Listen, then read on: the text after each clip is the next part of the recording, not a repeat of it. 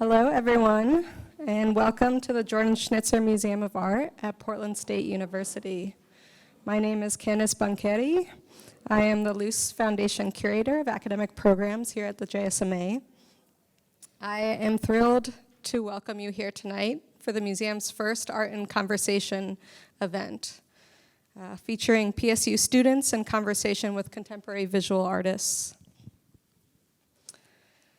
Labor of Love features 8 artists exploring our social and individual relationship to labor, making particular reference to labor practices that go unseen, undervalued, and as a result, oftentimes underregulated, or vulnerable to systems of exploitation.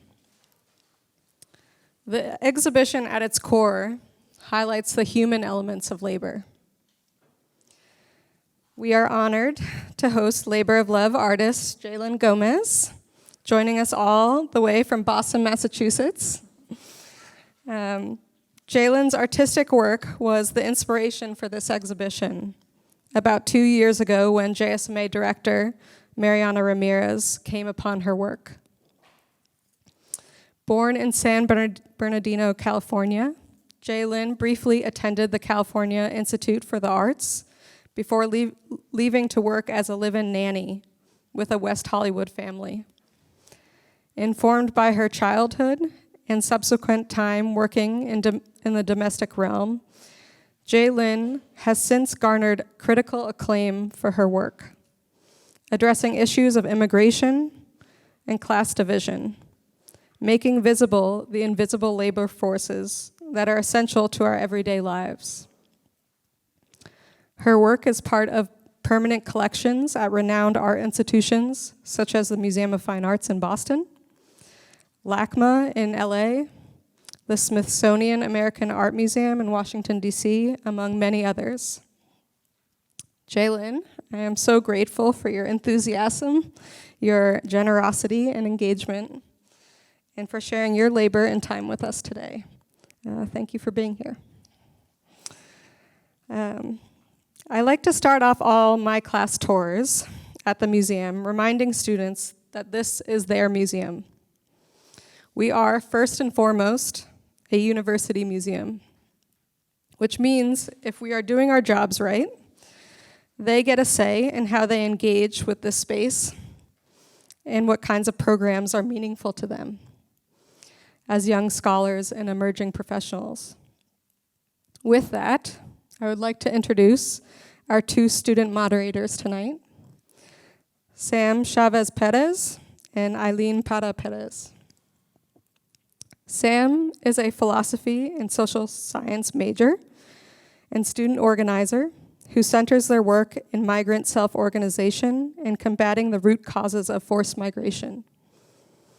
Eileen is a first-generation student and international business major, and a student event and program lead for La Casa Latina. We are honored to have you leading this discussion. Thank you to you both for all your work and thoughtful engagement with this event. This event is held in collaboration with PSU's La Casa Latina Student Center, Queer Resource Center, and the Trans Women's Community Project at the Women's Resource Center. Thank you to all our partners in sharing your time and labor with us. Thank you to the Luce Foundation for their role in supporting a student-centered position at the museum, as well as the Ford Family Foundation and the Richard Helen Phillips Charitable Fund and the Exhibition Circle for your support with this exhibition and helping make student-centered events like this possible. Thank you to our small but mighty staff team at JSMA, Mariana Ramirez, Kathleen Murney, Anna Kienberger, Estella Garzon, for all their support and help with this event. To our gallery attendants and front of house staff, thank you for your work and for being here. Lastly, I would like to thank my co-collaborator on this program, Carrie Vasquez from La Casa Latina, and the students for all their work putting this together. It has truly been a pleasure collaborating with you all. Thank you. A small note before I hand it over to the real stars of the show.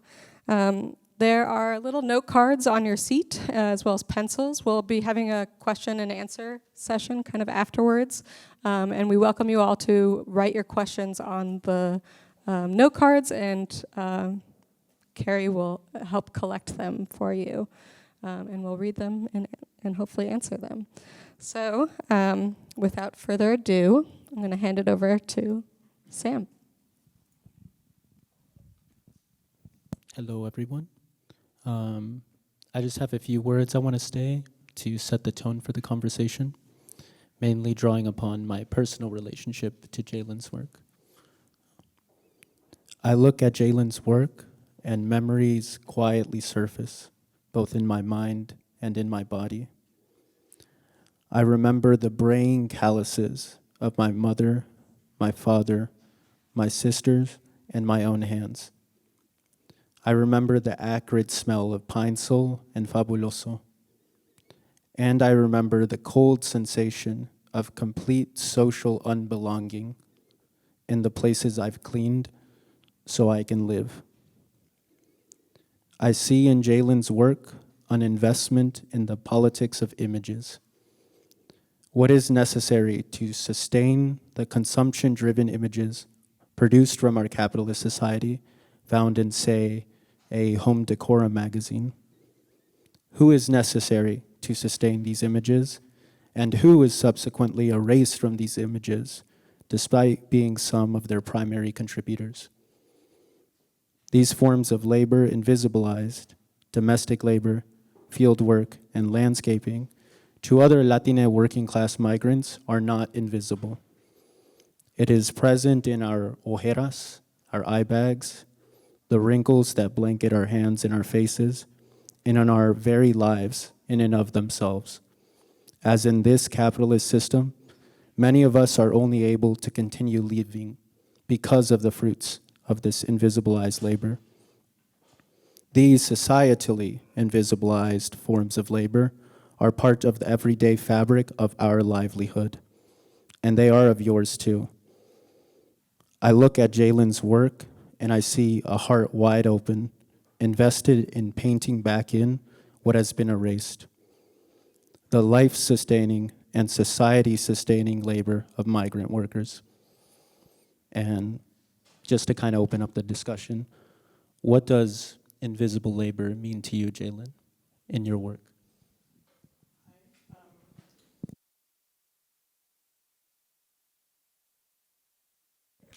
Hello?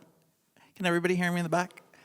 Hi, everyone. I really appreciate those words and hearing you say that. I obviously really appreciate this invitation, and sitting here in front of everyone is a direct answer to that. As a trans woman, I have learned to be able to be present and visible, and that's enough, versus my work in the past dealt with invisibility almost from a perspective of forced labor, and forced by that meaning the fact that I was working as a nanny myself, so these portraits of people weren't necessarily just of them. I was including myself in it, but I was more confident being in the background back then and just painting them. Hence the facelessness in a lot of my work, hence the lack of details, because a lot of these people that I was painting were more than their role, if that makes sense. So invisibility actually is a really interesting word right now, because as I'm sitting here in front of y'all, I will break it down and say that this is the hardest thing in the world for me, but I don't shy away because I know what the impact it means to be a visible trans woman in this world. Yeah, thank you. Yeah, and you mentioned the obscured and blurred faces. And something that, when I look at your work, that really stands out to me is the materiality of it. Like the usage of repurposed advertisement materials, the usage of cardboard for both of the collaborations you had with Patrick Martinez.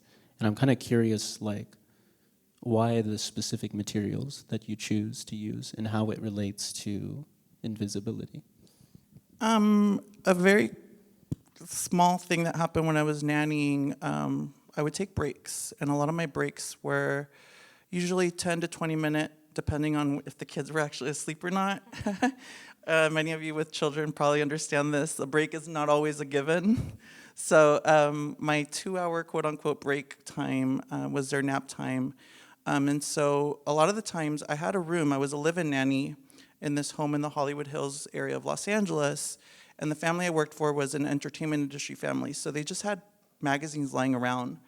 When I look back to that period, I remember just having a room with a bunch of stuff. You know, I had magazines of my own versus I had DVDs, I had, you know, drawings I would work on. I mean, just my space was very creative in general. But I remember taking those little breaks, and if I was sitting in the living room while I just kind of waited for the kids to take a nap, the family had magazines like Architectural Digest that I had never really purchased myself. So those were the first things, and I'm definitely looking at some of the pieces there and just remembering ripping each page out, thinking, wait, this page looks like a house that I used to work in, but it doesn't have the people I was seeing reflected. And by that, I mean also myself. The material was there. And I think as an artist, a lot of the times we get caught up in painting on canvases and buying things, and that gets expensive, you know, and some of us probably stop ourselves from doing anything just because we don't have the material accessible, versus I use cardboard and things like that magazine series, being on Directly magazines, because they're just easily there. I think that's very important, and as a creative person, I saw something that was just clear. I think back to 2 of those images I'm seeing on the wall, and each of them were painted in very different eras. I will state that one of them, specifically the woman resting in the figure that represents and connects to Edward Manet's iconic Olympia, that was painted while I was still working as a nanny. And I was starting to kind of think about these pieces more from a perspective of hopefulness. A woman resting in the middle of the day working will never happen. So those series were about fantasy. That section of my work was very much a time period where I remember thinking, okay, art history's full of these ideas and figures, but when I think back to painting that, I think of how that figure that Edward Manet painted, Olympia, was actually more of a prostitute in art history versus a housekeeper. Also worked for her body, but in a very different context, or worked with her body. So painting that one was a very interesting period, and just thinking, let me connect to art history. The material itself defined how I created that. The other one, Last Look, I can immediately tell you I painted that last year, living in Boston as a trans woman, and that magazine series is not over, but it is painted so long after I left the job, and after I've not stopped, like I said, I still continue that series, but that piece is very much about looking back and thinking about my role as a nanny back then, and my role as a trans woman, and thinking about things that are beyond me. So again, in that series, material definitely led and kind of created what I would think about, versus the cardboard, as you talked about, Patrick, this piece is a collaboration completely with him. He is a really amazing artist and friend of mine, and ironically, when I first was thinking about artwork about this nanny job, I was still babysitting and going out in Los Angeles and came across his neon work at some gallery in the Fairfax area of Los Angeles, and immediately was struck by how he worked with similar ideas and concepts and materials that were present to him. So this piece right behind us is definitely something we could talk about further later, but it was a collaboration where the materials were selected based on what's accessible to us. And that usually, when I think about back again to the magazine series, is a response. And it's an easy thing for me as an artist to jump off of something else, but with so much more insight into the experience, then it really, I learned to hone in on the figure.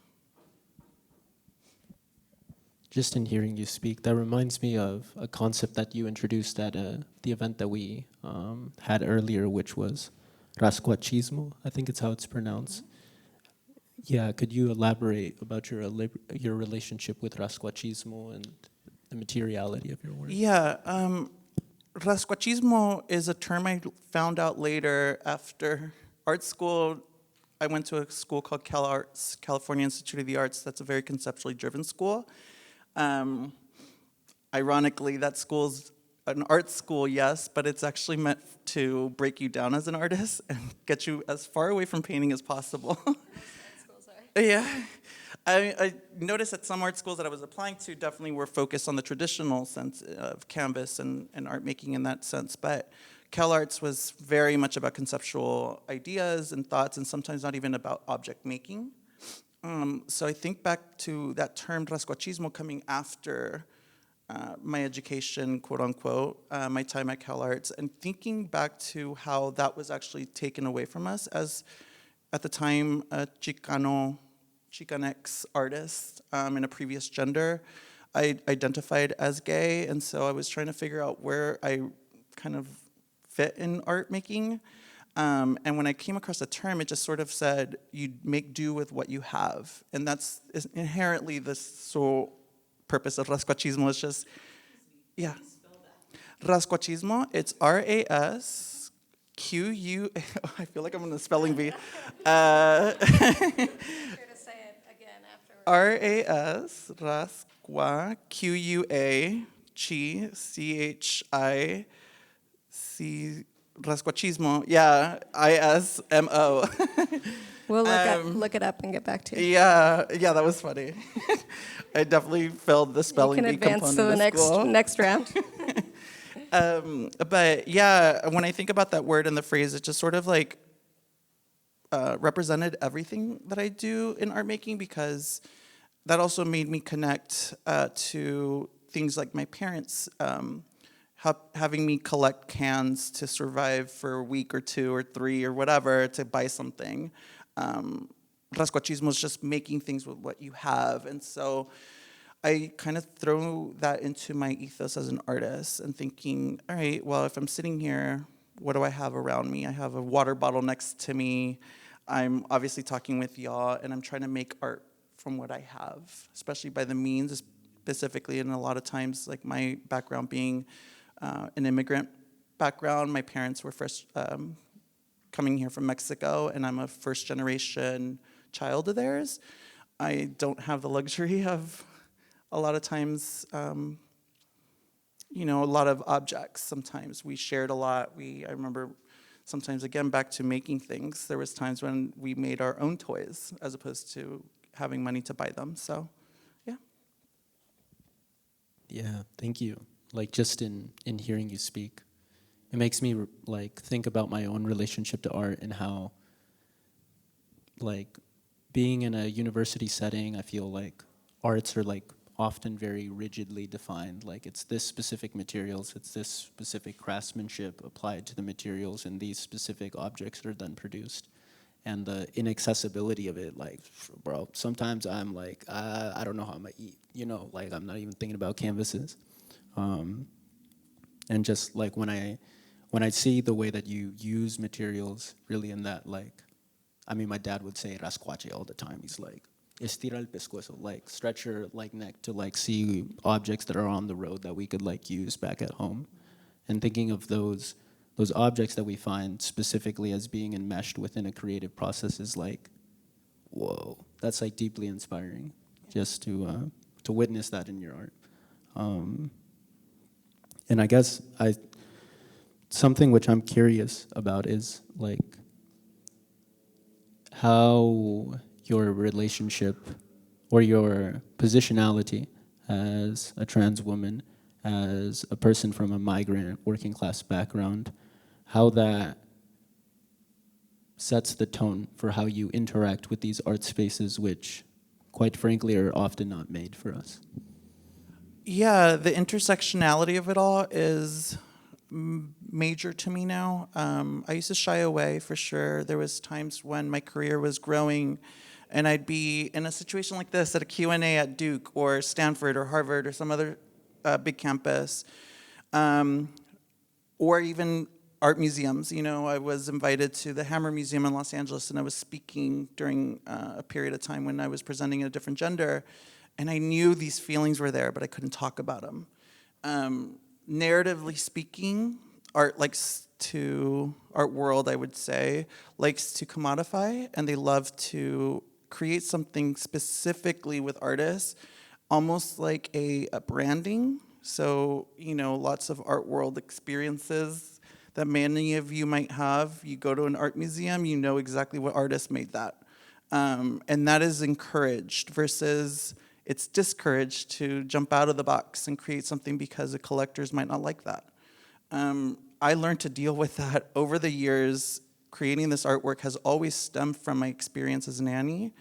But ironically, the cast is different, but the roles are the same. And as an artist, I'm similarly in the same spot. I'm often now painting for the very people that used to hire me as a nanny, or hiring these people. Or I've had situations that were really hard for me to express, microaggressions, if you will, where collectors would come across my artwork and they'd be like, I love your artwork, it reminds me of my housekeeper. And it was just very ownership aspects that I remember looking at them and having to kind of just save face a little bit and hear them out, because I didn't mean to be rude, or if I was in a gallery setting, that's even worse because I can't really say much of what I actually feel. So if they said something like that, I'd just have to hold that in.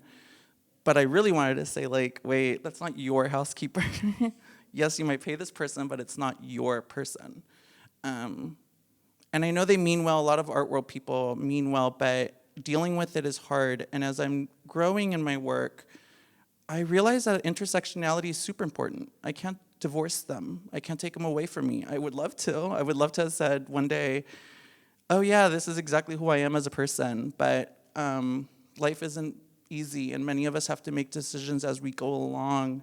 Whether we choose to hide or not is our choices sometimes, and other times we don't have that choice. Sometimes we have to just to survive, right? But I do like to say that when I'm dealing in these spaces, as I'm sitting here before you, I'm well aware of what I'm saying. I'm well aware of who I am now.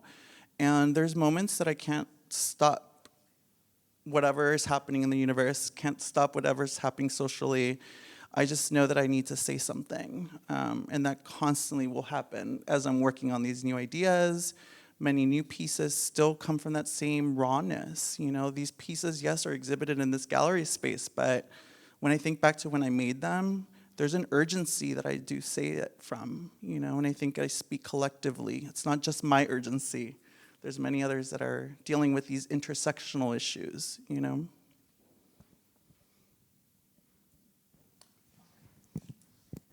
Hello. Okay. Thank you so much for sharing. I really do want to touch back on labor of love here, like you said, in its entirety. I know this is a collaboration, but what does it mean to you having this piece here? I mean, we see so many different elements around. We have so many different playing parts, honestly. But what does labor of love mean to you? Labor of love, to me, as a statement, means going beyond what you're asked of. And ironically, in the nanny world, when I think back to where my work was coming from that period, when I was hired as a nanny, I was hired as a nanny, but what they're not paying me is to give my extra love to the kids, to be patient with them, to care, to nurture. They're paying me to be there. But labor of love means going above and beyond. And when somebody asks you to do something, I come from a family where, yes, I'm asked to do a task. Sometimes I don't want to do it, but I would have to wake up on a Saturday morning and help my mom clean, even though I'd rather be in bed. Think of that word and phrase sort of like an expression of how many of us sometimes do go above and beyond, for each other. Maybe we're a little nurturing and are worried about a friend or caring for somebody, so we go above and beyond. In the context of this piece, I am close with Patrick, and as I had mentioned briefly earlier, I saw Patrick's work so long ago when I was still nannying, and remember thinking, wow, this person's making artwork that I feel. How do I reach out to this person? And so I remember reaching out to Patrick and saying, hi, I found your work on, Fairfax, love it. I'm working as a nanny, I'm an artist too, here's my work. And Patrick did reach out to me at the time and was encouraging and saying, at the time I wasn't making directly domestic labor work, but he did encourage me and answered questions that I had. Like, how did you take over that empty storefront? I remember asking him, and he just said, like, oh yeah, I went in there and asked this person if I can just exhibit work in this empty space. Nobody was using it anyway. So he took the time to respond to a question from what I thought at the time was just like, I don't know, a shot in the dark, I guess. Just, oh, somebody's listening to me and they're a great artist. Meanwhile, fast forward to so many years later, we're both working in the same gallery, Charlie James Gallery in Los Angeles. And we had already previously collaborated on the piece that's at the front of the space when you come in with the ladder. We did that one in 2019 for a dinner with a group called The Cultivist. And I was busy working on an art show at the time in Las Vegas, again, dealing with labor and collaborating at the time there with an artist named Justin Favela, who also works with similar material to me. We did a show in Vegas called Sorry for the Mess, which is all about the labor that happens in casinos and in Vegas. And on one of those breaks, Patrick had said, hey, so I'm thinking of this new piece for Charlie and Freeze Art Fair. And at the time, Freeze was going to happen in Beverly Hills. And I had already taken some breaks through the pandemic, from the art world scene. I had been given sort of like a little period, thankfully, ironically not for a good cause because all of us dealt with the pandemic as we did, but that pause was essential. And it gave me a chance to kind of stop what I was doing with all of the exhibitions and all the career pressures and just sort of focus on my transition. But then when Patrick said, hey, can we collaborate again? And I have this piece. And I remember going, you know what, let's do it. So I went into his studio and saw what is behind us, the stucco piece with the flowers. He pretty much had the entire piece already completed. And he's like talking to me about where he's thinking with this piece versus the other one. The other one was definitely about a person working on that bougainvillea, and the ladder and the collaboration came later with him from a domestic labor perspective. But this one, he mentioned how this piece was coming from a memory of his mother and how he's noticed throughout his work, he likes to clean or move paint around or sort of like make gestures on his pieces that remind him of his mother's cleaning. She, I guess, used to clean the sheriff's department offices, and her labor went into the maintenance of something that he very much criticizes in his work and stands up against. And it's hard for an artist to sometimes vocalize these things, but as a collaborator, I heard him immediately say, this is about my mom. So he has his family and portraits and pictures of loving family members that he's lost or has lost. And so as an artist that deals with figures, his work was lacking the figure. And I immediately heard the mother component, and I knew where I wanted to take this piece. So I asked him to share some pieces that he was working on about his family, some photos. He mentioned his mother's office work and things that she used to do. So he shared some intimate photos with me of his mom at work. And I jumped on one, and that's where that came from. So again, back to that phrase, this is very much a labor of love. It was a piece that was sort of made with, yes, a fair and a market and an exhibition like this one that's in a gallery space was not what we made it for. We made it for each other. And I look at it and I can tell you exactly how I felt painting his mom. I felt vulnerable. I felt scared of his reaction. But once I came into the studio with the figure and kind of had an idea where to place it because we had already done the other one, and just put it off to the side a little bit, honoring the gestures that he mentioned that his mom kind of used to do. And now we have the piece that we're sitting in front of. I think that's beautiful.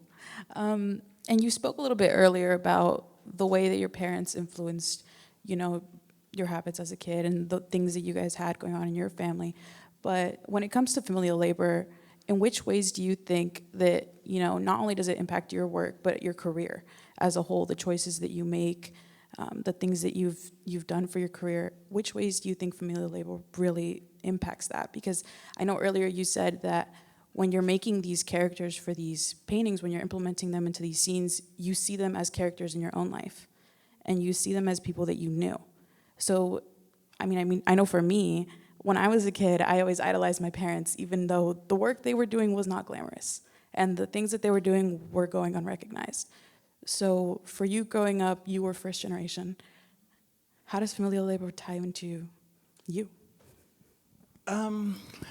Well, I'll answer starting with the fact that an early childhood memory was staying up, even though I was having to go to bed because of school, staying up to when my mom used to come home from work. And at the time, she was working at a factory when I was in elementary school age. She was working in an artificial Christmas tree factory. So I remember that smell. She would come with that plastic smell. Earlier before that, she had worked in onion factories, and another time she was working in a lamp factory. That was before. So I do have memory of smells. My mom's labor directly on her body, right? But she would come home, and I'm the older child, and I went through a lot of learning curves with them. So as parents, they just didn't know much about parenting. Let's just say that. They just did the best they could. But my mom would come home, and she was tired. But she would put on her novela, and her telenovelas were everything. They still are. So she would put on her novela, and that was a routine. And so I would stay up to watch those novelas with her. I immediately would sometimes take off her shoe and give her a foot massage, or she would get on the floor and I would step on her back, give her leg massages, and I would name these massages. She remembers these all. She loves to tell these stories to everybody. So if you ever meet my mom will tell you the same story over and over. But that childhood memory definitely is something I carry as I made artwork dealing with these issues, because I'm painting kind of paintings and figures inspired by my family, but as I said, these are also kind of connecting to others. My mom is very different from yours or your parents, but yet we still share something very interesting and connected to each other. I think of that when I make art.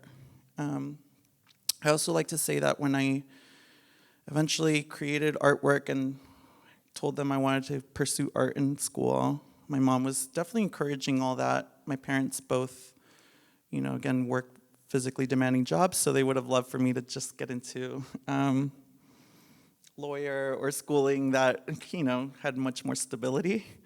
But they still encouraged. They're the first people at my art shows in high school. They were the first people to say, yes, we'll give you money for art school. But they were also the first people to be very upset when I told them I was dropping out. And when I was taking care of these children, I was already kind of floating around. I had an education experience. I kind of wanted to be an art teacher. And I had a very difficult conversation when I dropped out and took this nanny job. My mom literally told me, I did not come to this country and struggle for you to do the very jobs that we're doing. You cannot do this for a living. And I was like, Mom, I need stability. This is a room in the house, and I'm dropping out of school. I need something. And she's like, no, I need you to get back into school, go somewhere else, go to community college, move back here, come with us, blah, blah, blah. And I had to be very steadfast and look at her in the face and say, no, this is my, sort of position right now, and so I'm going to do this. And thankfully, I did stand up, because it was that nanny job that gave me this successful feeling in a way. And yet, certain things do come back to me as you're stating this. And one specific that I then think about when I just said these childhood memories is how much I actually wanted to people please. and how much children of immigrants feel that. And that's something I've only learned over the course of this transition, where I literally have to take a break and say I did enough. Now it's my turn to take a little break, kind of like what my mom used to do with us, you know, like taking care of you, but now it's my turn to take a break. That guilt is really heavy, and that's hard, and things that we can carry on. And I think this artwork and others that might be exposed to this kind of work and these kinds of conversations where we're bringing that out, you know. I'm sure this is bringing out a lot of feelings and emotions within you and, you know, yourselves, others in the audience. I'm well aware of the experience of just hearing that and how much that feels complicated to say, because, you know, I don't want to say to my parents sometimes, like, you know, I wish you would have supported me more. I never want to say that, but I did realize that I was making this artwork almost to say to them, like, hey, I'm worth it. Yes, I may not have been this doctor or whatever lawyer that you wanted me to be, so that your sacrifice or whatever that terminology is for a lot of immigrants comes together. Sometimes it's just enough to be a person. And yeah, I'm glad I vocalized that, because especially in a conversation like this, I'm well aware that this is something that is just about processing and bringing it out so that we can each take from that what we will. And that first generation guilt is real. And I feel like it's really universal in each our own, that to be a people pleaser. I know it's something I've dealt with, still dealing with, still going on with. But even, I want to ask a little bit about Against the Wall, because I have stalked you a little bit on your other interviews, and I don't feel like I hear enough about Against the Wall. So, me personally, I see so much symbolism within it, but what did you want to put into that piece? What sort of image were you wanting to create with that collaboration? It's hard because there's so many moments that I can say come into these pieces. Like I said, I was working with a lot of other people. Justin Favela in Vegas was a major collaboration because we did take on both our parents' labors, and his parents being casino workers in Vegas versus my parents being, you know, janitors and truck drivers in California, but having a connection. My dad used to truck drive into Vegas and deliver plants to the casinos in the 80s. And Justin and I met when I was in group show in Denver for the Denver Art Museum. The show was called Mi Tierra. And in that show, I remember doing work about the janitors at the Denver Art Museum. And he was working on projects around his paper mache work. And I remember being influenced and connecting with him. He runs a really awesome podcast called Latinos Who Lunch. And Latinos Who Lunch is very much about conversations with people, you know, just very DIY moments. And I was part of a conversation with him. So working in Vegas was very much a moment for me. Then I think about that term, just against the wall.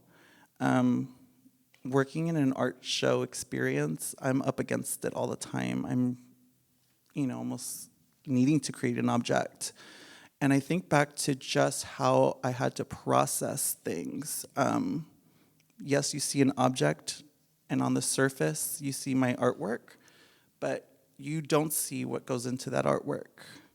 And ironically, in the background of many of these pieces that I'm seeing, especially before the pandemic, up until that Vegas work in 2019, and even up against the wall, like, it's just against the wall as a term for me is once I get to that point,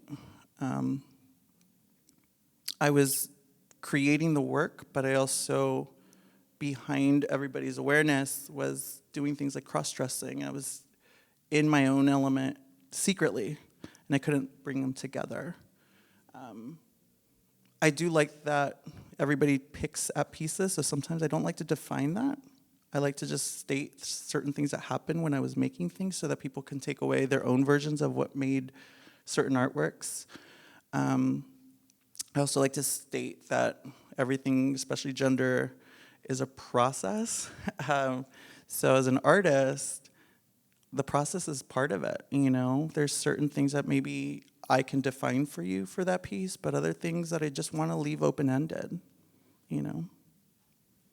I know me personally, when I look at that piece, that's probably one of my favorite pieces. I do like Labor of Love. I don't want to judge, but that one, I feel like it's so open-ended that me personally, I just drew so many connections to it. Down at the pink wall, the big pink wall in LA. That's the first thing I thought of. And then back to the background, you have these beautiful flowers. If folks in the audience don't know exactly the piece I'm talking about, it's the piece when you first walk in to the museum. You'll probably see it on your way out too. Just everything down to the overgrown roses and the man on the side, never in the middle, always on the side, cutting them down. It draws so much, even with the name against the wall, to the way I see invisible labor in, you know, not just in my personal life, but in this country. We're always kind of told to be out of the focal point. Kind of always been told to, you know, if you're against the wall, you're not in the middle of the room. You're not the point of attention. You're supposed to be invisible. So that one's my favorite. I love that you mentioned the pink wall in Los Angeles. The Paul Smith wall, again, back to the open-endedness. I didn't need to define that for you. You already jumped on it, but I used to live in that area in West Hollywood, and I would walk over there. So I do have a lot of artwork, specifically a show I had in 2016 called On Melrose, where I documented that neighborhood and just in general my process of going from West Hollywood to my art studio at the time in what's called the Glassell Park area of Los Angeles. And I would come across that pink wall, and I would love just walking in my neighborhood for a coffee in the mornings and then come back to the apartment to work at the time, versus my art studio in the different part of the city, which took me out of it. But both of them together would connect. And as I was mentioning, that era was full of, yes, the pressures to create the work, but as I was working in Vegas and Patrick had asked me to commit with that, like I said, I was living my own secret fantasy. I was definitely aware of the impact of my past work around the Paul Smith wall. But then when he showed me a picture of that figure was cleaning around and like trimming that hedge. I do like to think how you arrive at the exact same point without me having to explain that, you know? Or I did bring this up to Candace earlier. When it was first originally exhibited, it was in a tiny space at a very affluent private club in Los Angeles, and it was for this dinner. So that piece was originally in front of a table, and there was a dinner happening. So this piece was for this dinner with a group called the Cultivists, which is a bunch of art collectors and art people. So we knew that piece was going to be in front of a dinner space. It was going to anchor the space. We also knew that there was people that were just going to casually dismiss it because they were having dinner. They're not going to engage the work. So what I did before going to exhibit it, I actually swept a bunch of that real flower that this mimics and kind of like brings up. And it's bougainvillea. So I swept it up and then brought it to the dinner and told Patrick, hey, I'm gonna scatter this all over the tables, but also on the floor, and just all over so people can like interact with the work, but also realize that it's there without, you know, getting too in their face. So yeah, there's a missing component with this. There was real bougainvillea that was meant to just be in front of it, so that when people come in and see the figure, they're kind of questioning the real. They're kind of engaging with the real. And when it's expressed that way, as an artist, that was ephemeral. That was like in the moment, right? But I do love seeing it in different perspectives. I do love that when I collaborate with Patrick a lot, pink does come up a lot because he does connect to that same wall. And as he does work with stucco, the walls are naturally there, but those are meant to be part of what you're just talking about, you know? a sort of statement against the wall, but at the same time open-ended, because it can mean a lot of things to everyone else. And I want to draw back into that concept of fantasies, where you talk about the magazine series, because speaking from my translation, when I first saw them, I was really trying to think on the purpose of the no faces. And you said it's because, you're invisible, you kind of you put your own characters into them. But for me, especially when I look at this piece over here, where the woman is laying across the bed, to me, that's displaying them as people. And I feel like you, whether it's intentional or non-intentional, do that throughout your work. You have these figures that are meant to be invisible, but people with similar backgrounds to you or similar experiences, we put our own people in them. I see my own relatives or my own, my best friend's mom. I see them in these characters, and I don't see them as workers. I see them as people. And I think oftentimes when we're talking about Mexican immigrants, when it comes to invisible labor, we are always simplified down to workers rather than people. And I feel like I really love the human elements that you bring to a lot of your magazine series. Whether it's emotion from The Worry and Last Look, or the fantasy that you say you see with the woman just on the bed. And I love that human element. Yeah, speaking of that facelessness, that fantasy engagement is meant to be something that, again, opens up a conversation like that. And it's also meant for you to fill in the gap. I can paint the details of a person that I actually made and call it that, but then it just would be that. Versus as an artist, I have the platform, I have the moment to be able to say to somebody like, all right, hey, this is not meant to be a finished piece, it's meant to be a starter piece. So now you bring in that element, like you said. I can fill in the gaps. I love that. That's a major reason that when I leave it faceless, I can feel this piece growing. I can feel this piece existing in ways that I didn't intend for, but make a difference. You could probably look into other fields like music. Musicians have this ability, and I'm so jealous sometimes because music is so accessible, versus art isn't. I mean, one person could own that piece. This piece is existing in this museum, and you have to be present in this museum to see it. You can see it in an image as a photograph, and that's something that I've started to kind of figure out how to kind of exist as an artist in the age of social media, where I put a lot of effort into it, but our industry does not have residuals. It doesn't have things that support us as artists when we create something that then have longevity. But those are bigger things. The smaller things, like creating that image itself, and if you have that art history knowledge, then great. If not, it still exists as a person, and people are gonna ask those questions of themselves when they come across it. And I hope that they do use that strategy that you just said and engage with it more from a personal perspective and fill in the gaps, because again, as an artist, I can only say so much. I don't have your experience or others that are coming across in this museum. But I do know I can wield that power, I guess just to close out this conversation, Jay Lynn, what's next for you? What pieces are you working on? Is there a new direction your work is going towards?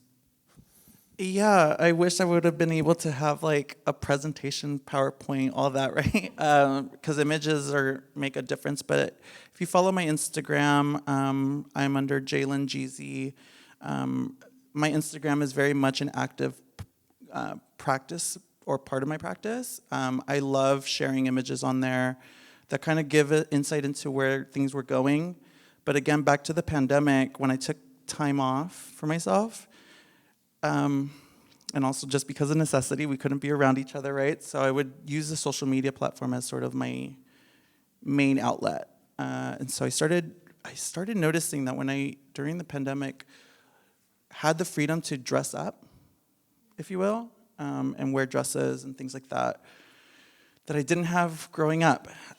So I had an outlet, and I would share images of myself, and it was interesting how I got so much more likes at the time versus like artwork I was sharing, and you could definitely see it. I've made a choice not to erase pictures of my past, so you can see in my Instagram feed the transition from when I first created the Instagram in 2013 all the way through each of my series with the galleries and all that. And then you see the difference when I stopped sharing my artwork, specifically during the pandemic, and started sharing myself. I noticed how me turned into the object, if you will, or me and my story, my narrative started becoming something clearer to me. 2 or 3 years in, 2023, so last year, 2 or 3 years in, we're still obviously very much in a pandemic. That doesn't go away. We might feel the normality. We're now all present in this space, and many of us don't have to worry about it, if you will, as we used to, but it's still very much present. So as an artist, some of my work has stopped focusing on the domestic laborer, for sure. It does come up. I mean, Last Look, like I said, was made last year, but currently I started to understand my own materials, such as my hormone medication boxes. So I've shared some recent images on that Instagram where I painted my shots and I painted my past and my present together. I do have an image I made of a past version of me and my previous gender painting my current self, and that was painted directly on a medication box of my estradiol. And I got so many reactions, and that piece specifically has now inspired a whole show I'm gonna do in New York City that opens at PPOW Gallery in May. So I'm currently in the middle of working on that. And that show is gonna be focusing on my past and my present. It's gonna be mixing both. It's mixing stories, it's mixing, yes, references to Paul Smith, possibly references to work with Patrick. Roses come up in this new work. I'm also focusing on that era that I told you about, Vegas, right before the pandemic, and my cross-dressing, if you will, at the time, working with drag shows, and drag elements are coming into play because that's what I exist now. And yes, domestic labor will be a part of it. Labor in general is part of it, but it's also going to be put in context with drag performers and trans women and trans men and people that are non-binary that don't exist within it. And that work is all going to kind of define new eras for myself, which is exciting because, again, back to what I had said earlier, galleries like to force something out of us as artists, but I'm in an era, unfortunately, where I'm living as a trans woman, but well aware that it's not safe. And there's many issues currently happening of trans people's murders, non-binary people's murders. And I do say this with a grain of salt. I'm working on an art show about things that are happening, but I do know that as an artist, I'm not existing solely in a vacuum, So what my work is dealing with is these very issues that I just said. It's going to start coming into play more and more as I'm discovering things about myself. Because as an artist, like I said, there's moments that I need to listen to what I'm living through. Because in the future, as you all see in this gallery space, there will be other shows and things that are going to be dealing with those very themes. That's so exciting. Goddamn. Yeah, as a non-binary person, I look forward to everything that you're going to make. And yeah, y'all should follow Jay Lynn on Instagram. I saw the Esther Doyle painting that you did, and I was like, my God. Yeah, it wasn't easy. It took me almost a whole year of living in Boston and isolation and all that happens when you move to a new place. But I was frustrated. I am still frustrated. There's a lot of issues I'm still going, ironically, through. I live my life as a trans woman, so that means things like makeup and dresses, these are not easy for me. And I'm going with as best I can. I'm doing the best I can is basically what I like to say. But when I was dealing with issues recently, specifically the pressures of the gallery and the show, I was overwhelmed with things because, yes, they demand artwork from me, but I was literally telling my galleries, like, hey, I also don't have access to my estrogen as easily right now. The insurance issues I'm going through are a very real thing. And it's not just me, but with the pressures of the show, I remember making that box just because I was there. And it's back to the same things that are part of my history. They're just there. And that artwork is, yes, mine, but it's also now out and everyone else's too. I do want to be mindful of time. This has been so great. Thank you, all of you. I was really enjoying just sitting back and listening. I do want to leave time for questions. As I mentioned in the beginning, we have note cards, and Carrie is kindly going to grab some of the note cards. If anyone has a question, feel free to pass it forward, and we will read them.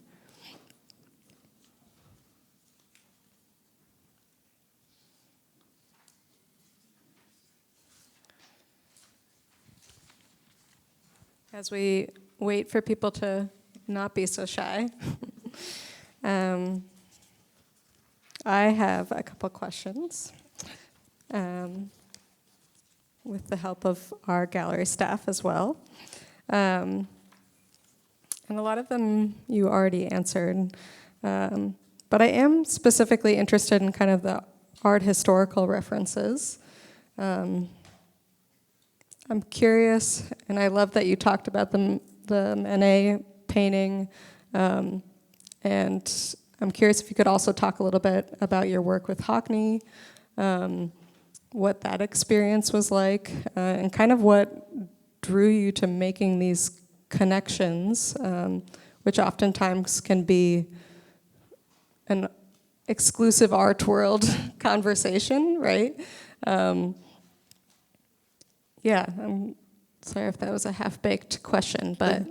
No, I read it. I read between the lines. I understand the question clearly. A lot of the references just are in general. I'm born in 1986. I mean, I went through the 90s and 2000s, and internet was very much a part of my schooling. And so I'm always surrounded by images. In the context of musicians, I love listening to music, and I love when a musician covers music by other performers that they love. I also love karaoke. I love a good karaoke night. But then, yeah. But when it comes down to artwork, I remember a very specific experience. Thursdays, when I was nannying, were the days that the gardener and the pool cleaner would come into this house. And as I had mentioned, it's in the Hollywood Hills area, so it's a very affluent, beautiful home in what's called Laurel Canyon. And so in Laurel Canyon, yes, anybody that lives in Los Angeles probably chooses to live up there. Celebrities are everywhere. I remember taking the kids to school, and, just casually, Megan Fox was there with, at the time, her children with Steve or Austin Green or whatever from 90210. Megan Fox was just at an elementary school, or Jane Lynch was there, So I was surrounded by this. I also, ironically, had experiences in the neighborhood with other celebrities that were very famous. And so I just was surrounded, but I was a nanny and just a member of this family that took care of these kids. And so I was never in that situation where I was like, oh my God, you're so-and-so, I remember that those Thursdays were like my days to connect to the housekeepers, the gardeners, the pool cleaners, and the house that I was in had a giant floor-to-ceiling window door like this, kind of, and you looked out to Laurel Canyon and the pool, and I would see the pool cleaner clean while I was taking care of the kids and while the housekeepers were working. And this world was existing, very similar to David Hockney's A Bigger Splash. So I would see that in school when I was in art school, but I didn't know when or what happened, but I didn't know at the time how to phrase or describe this scene on a Thursday. But I do remember thinking back to Hockney and going, oh, that painting, it looks just like this house. What if I like recreated it? So for my first show at the Chicano Studies Research Center at UCLA, I was invited to do this show in this little library with the magazines. And there was several spaces along computer walls that the students would actually work with. And one specific was this very specific wall space between two computers and two windows. And so I, at the time, still had connections to the family that worked on that TV show, or that I worked for, and they were working on a TV show called Criminal Minds. Just a little TV show. So I put two and two together. I had access to that production, and somebody was able to give me wood panel that is used to construct the homes in TV shows. So it was this wood panel that fit perfectly between these two computers and windows at the center. And so I spent a good 2 days, 3 days making a painting in my own version of A Bigger Splash. But I remember being so fearful going, I don't want to do karaoke though.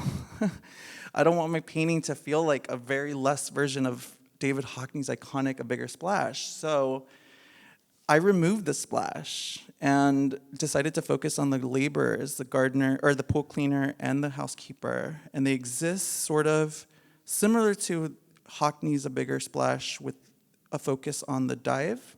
They exist sort of about the same, the ephemerality of a moment.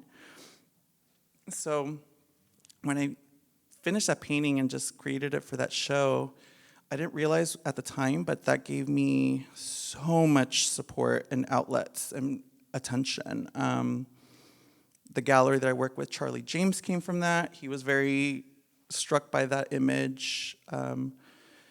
Lots of interviews happened, and people were like, oh, you're mimicking David Hockney, but wow, this is called No Splash. All of these things were coming at me, but I didn't mean to make a painting that criticized, but I also needed to explain that this is a privileged space that the Bigger Splash was creating, and Hockney himself is very privileged in a lot of ways.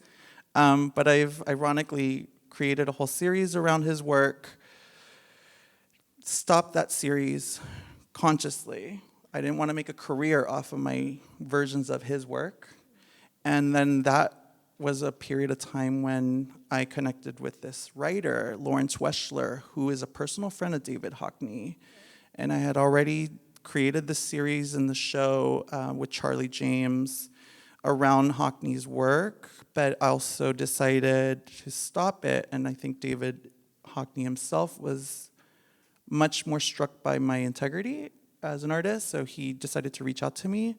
And I've literally sat in a Q&A like this with David Hockney at a museum in Los Angeles, the Getty Museum, of all places, and had a conversation like this with him after having met him and after having heard him explain that he respected my work and respected the ideas behind it. So it's an interesting experience. That was also, again, previous gender, so I don't know how else to express that, and without that experience as a nanny, I don't know if I would have focused so much on David's work specifically, but his was the right work for the moment. Others, like Olympia, that's all different moments. Those are different artists, and I constantly will engage. I think I just like to change it up. I just like to use image making, similar to collaging, similar to, like I said, musicians that cover. I like to think of my work existing within the context of art history. So you look at many art history will show this. Many artists always do that. Picasso did that with Velázquez. Warhol is constantly doing that. Rauschenberg. Artists reference other artists. So I'm not alone in that. But I am definitely aware that that series, specifically the Hockney series, is existing as its own thing that serves to kind of reappropriate and reinterpret something that was necessary, you know. Thank you. Oh, we have more. Great. Selfishly, I want to ask you another question, if we have time. And I would love for you to talk a little bit more about the Waiting for Checks series. I think that's such an intimate moment to capture. I share this with my students that I have been in that position. I have stood in someone's mudroom waiting for them to compensate me for my work.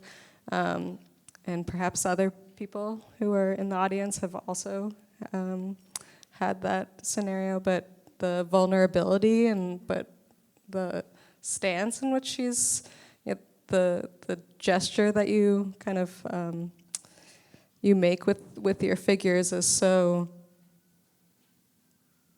clear, and yet so like it just feels so personal, like someone who has experienced that moment. And as someone who's experienced that moment, I can totally relate to that gesture of like awkwardness. And but yes, I would love if you would speak a little bit about that. Yeah, similar to the fantasy aspects of this series, the magazine as a whole, if you ever display them together, you will see how I don't think of them together as a series, but I do constantly, when I work in that material, connect things, and I'm aware that many of them, when they go into fantasy mode, when they're not about just a person in labor mode, when they go into fantasy mode, they almost speak louder. I like to think that when I create this fantasy, I'm speaking both to the person that I'm painting, but also the people that are buying it, also the people that are just viewing it. I'm speaking to multiple audiences at once. And I did not know you when I made that painting, right? But I love that you just stated something, that you jump on the fact that I actually do have the real experience of standing and waiting, or I've seen others standing and waiting, and I didn't see that in art. I didn't see it, and I would be frustrated, but that's often the moment that I need to be, as an artist, aware I need to be the one to make it. As frustrating as it is, and as much as sometimes I wish I didn't have to,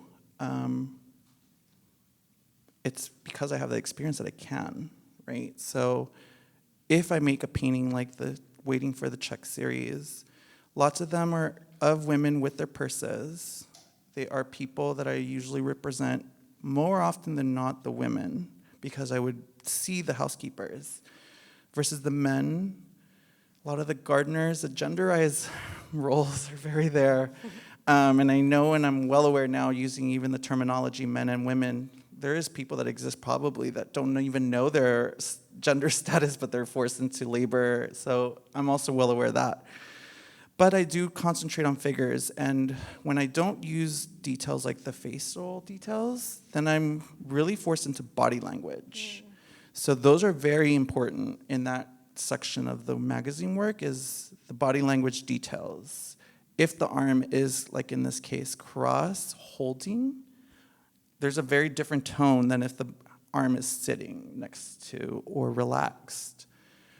There's also text responses. So because this was made last year when I was leaving my background, leaving my histories behind, almost leaving my past in a way, living in Boston, isolated, completely new space that is so different from California and from this nanny job, that term last look definitely stuck out at me. So that's what this specific piece is about, is that anxiousness, the anxiety that comes when it's like your last check, but what next? Where's your next check gonna come from? Mm-hmm. I think that's something a lot of us can relate to, unless we have trust funds.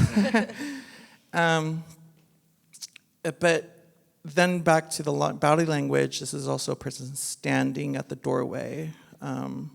This is also a person looking away.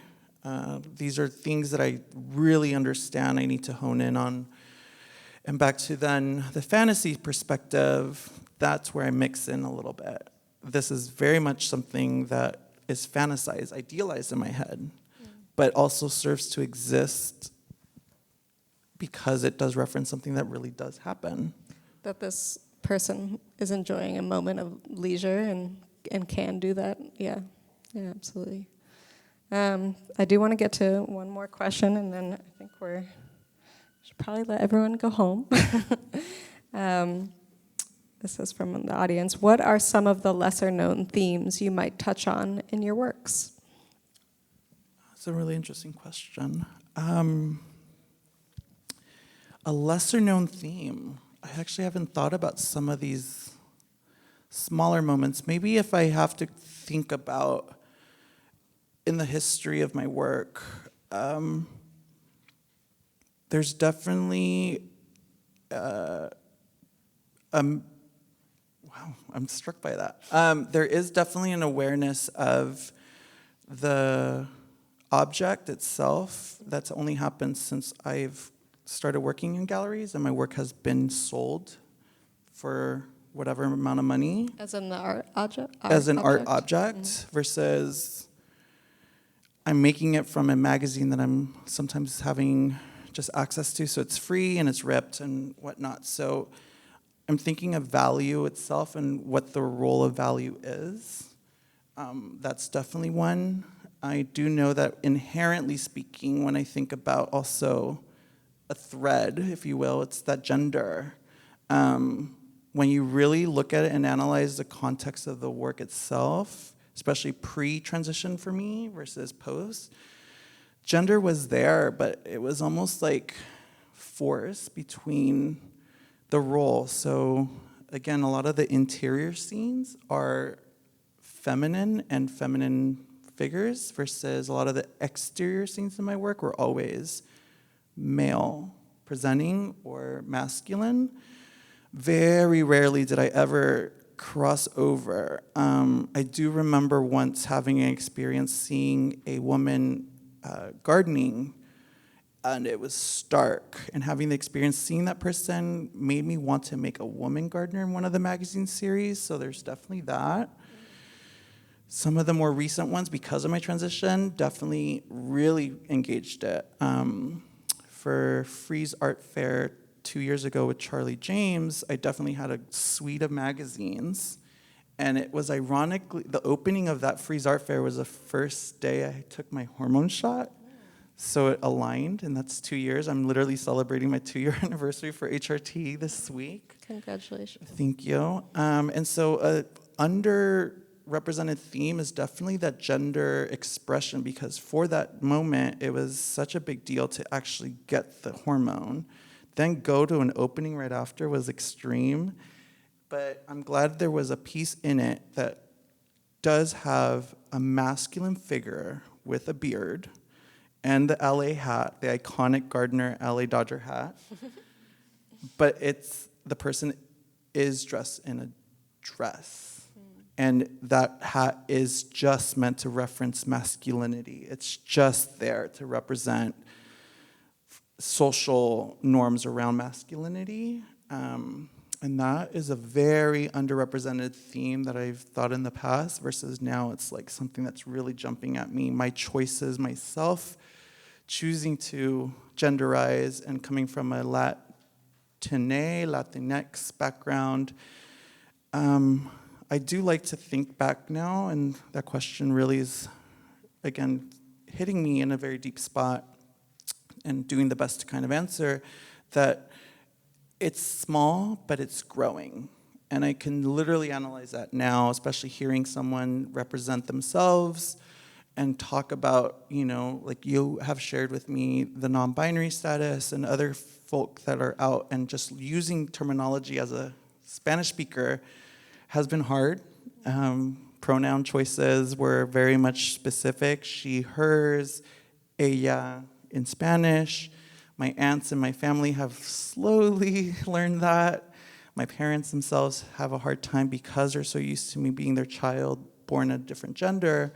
But that theme is starting to grow. And it was definitely something that for whatever reason, I didn't mean to, but I always chose because of the gender presentations in the labor itself. Here's a male figure and here's a female figure. Never really thought about the in-between and how this work that is open-ended exists in the in-between for that reason, maybe, Yeah, it's a really beautiful crossover from newer work that you're exploring. Well, I want to thank everyone for coming, and thank you. Thank you to our speakers, Jay Lynn, Sam, and Eileen. Thank you so much. And thank y'all for being here.